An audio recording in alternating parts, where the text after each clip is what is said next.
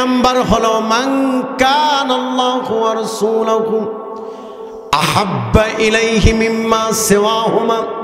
চিল্লায় পড়েন আল্লাহু আকবার।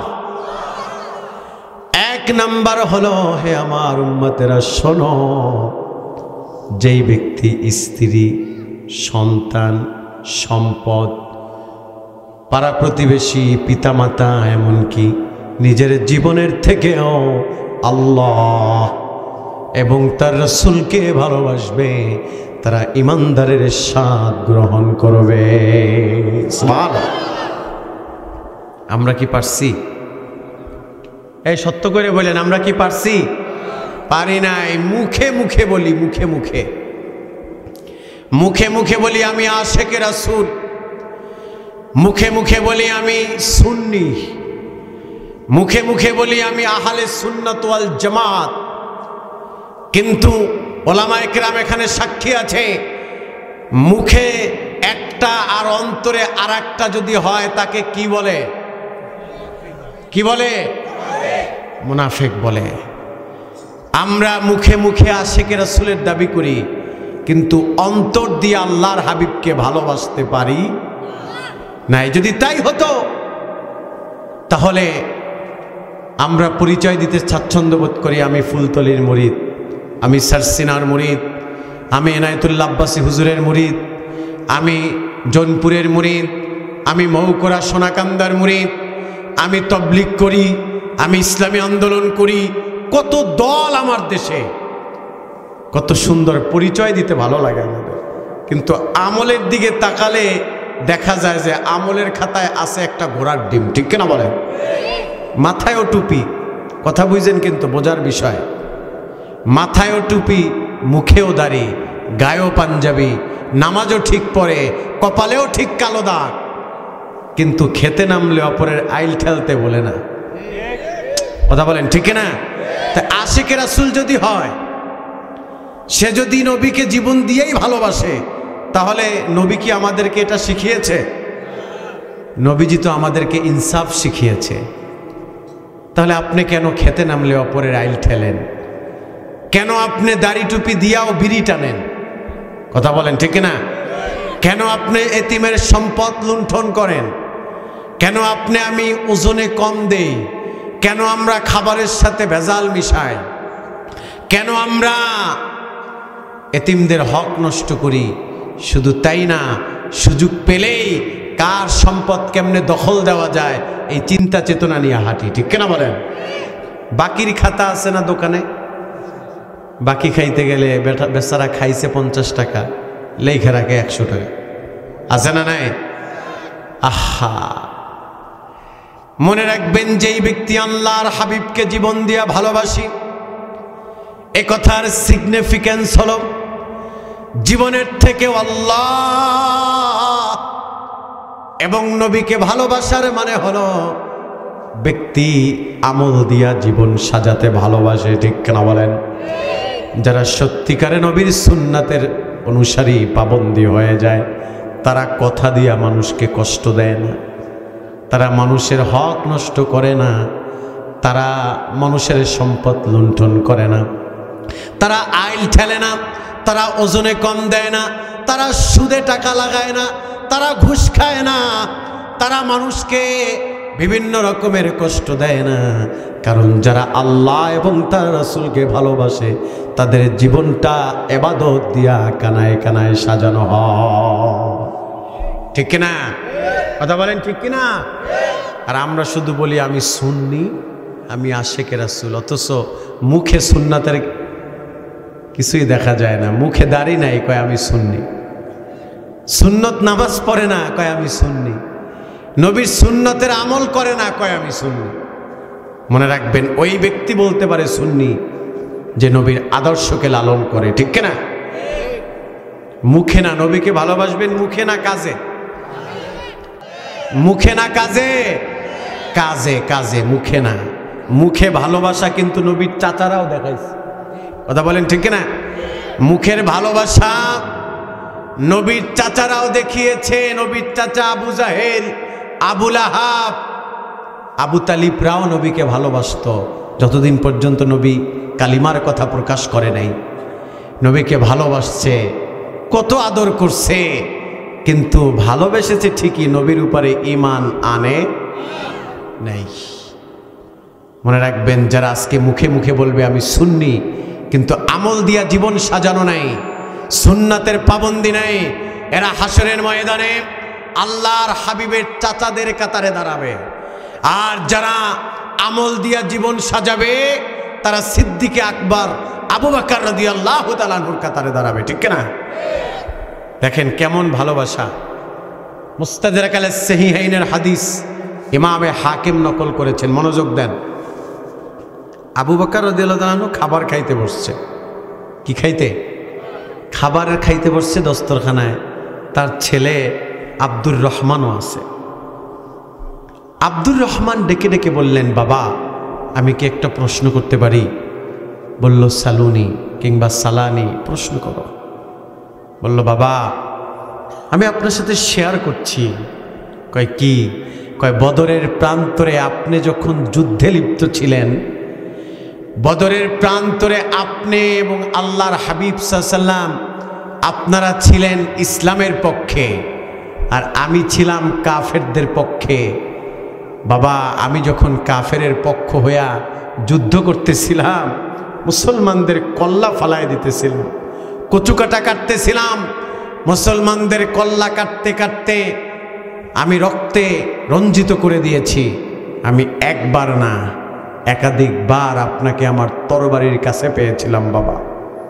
সেদিন যদি চাইতাম আমি আপনার কল্লা ফালায় দিতে পারতাম, কিন্তু আপনি আমার জন্মদাতা পিতা হওয়ার কারণে আমি আপনার গলায় ছুরি লাগাই নাই। এই কথা বলেই শেষ করতে পারে নাই। এবার আবু বকর রাদিয়াল্লাহু তাআলা আনহু রাগ করে দাঁড়িয়ে গেলেন, আসমানের দিকে তাকায়া বললেন, সন্তান শোনো শোনো, সে আল্লাহর কসম করে বলি যার হাতে আমার জীবন, যার হাতে আমার মরণ, সেই রবের কসম করে বলি, শোনো তুমি তো আমাকে বদরের প্রান্তরে পেয়েছ, বাবা হওয়ার কারণে তুমি আমাকে ছেড়ে দিয়েছ, মারো নাই। কিন্তু আমি যদি বদরের প্রান্তরে তোমাকে আমার কাছে পাইতাম, আমার রাসূলুল্লাহর বিপক্ষে তরবারি ধরার কারণে আমি তোমাকে টুকরা টুকরা করতাম। পৃথিবীর এমন কোনো বাপ নাই আমার হাত থেকে তোমাকে বাঁচাতো। আল্লাহু আকবার। ভালোবাসা কাকে বলে? সন্তান বলল, আপনি আমার বাবা, এ কারণে ছেড়ে দিস। আর বাবা বলে, বেটা তুই তো আমাকে ছেড়ে দিস, আমি যদি পাইতাম আমার হুজুরের বিপক্ষে অস্ত্র ধরার কারণে আমি তোরে গর্দান ফেলাইতাম, পৃথিবীর এমন কোনো শক্তি নাই আমার হাত থেকে তোকে বাঁচাতো। সুবহানাল্লাহ। সন্তান চোখের পানি ছেড়ে দিয়েছে।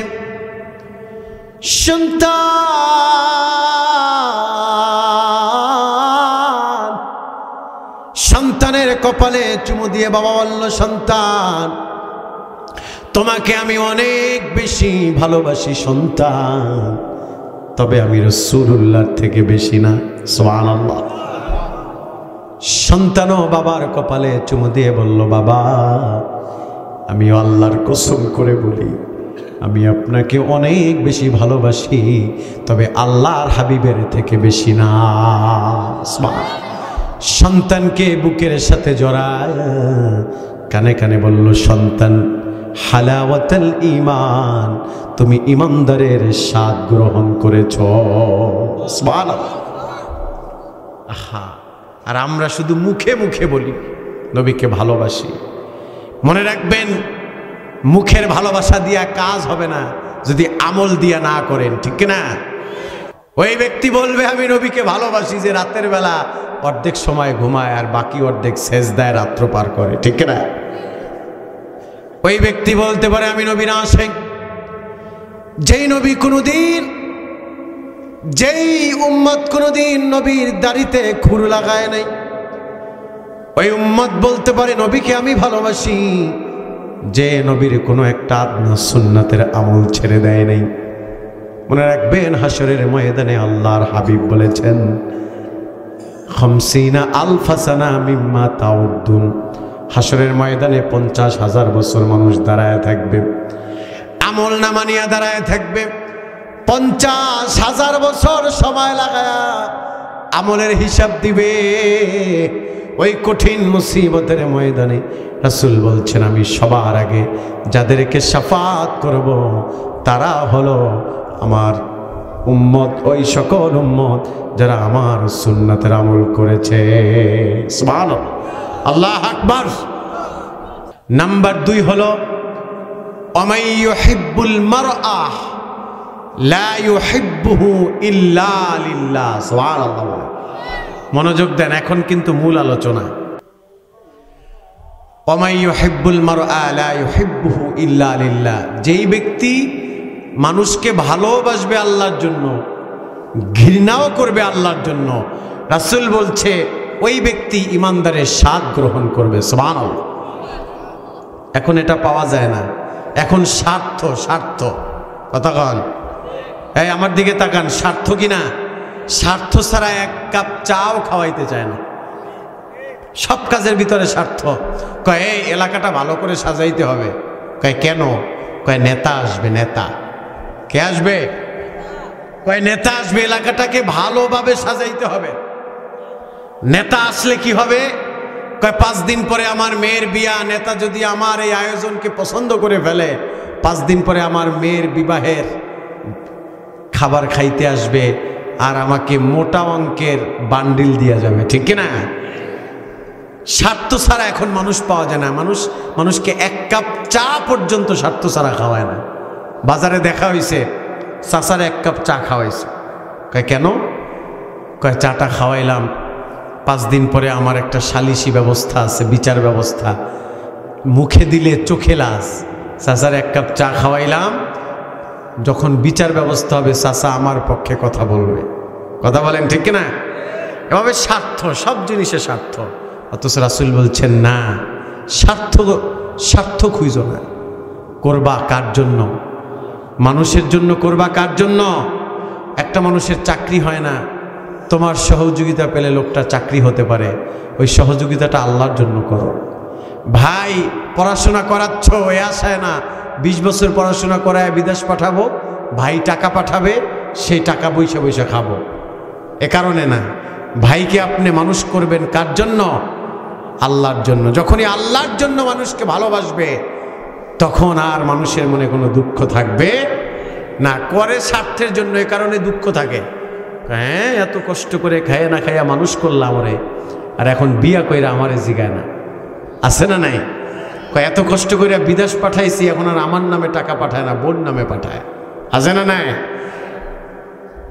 মনে রাখবেন, আল্লাহর জন্য যখন করে মানুষ তখন জিগাইলেই বা কি, না জিগাইলেই বা কি, কারণ করছে তো সবের আশায়, ঠিক কিনা বলেন? মানুষকে খাওয়াবেন, এটাও একটা অনন্য সুন্নাত, কিন্তু খাবার ক্ষেত্রে দেখা যায় স্বার্থ। 1 কাপ চাও স্বার্থ ছাড়া খাওয়ায় না। গভীর মনোযোগে খেয়াল করেন, আল্লাহর হাবিবের প্রতিটি সুন্নার মাঝেই আছে বরকত। দিলটাকে নরম করে দেন। যখন আপনি কাজগুলো আল্লাহর জন্য করবেন তখন আমার আল্লাহ আপনার উপরে রাজি খুশি হবে। সুবহানাল্লাহ। আমি যখন দারুন নাজাতে পড়ি, আমার এক ছাত্র ভাই ছিল, কথা শুনতেছেন?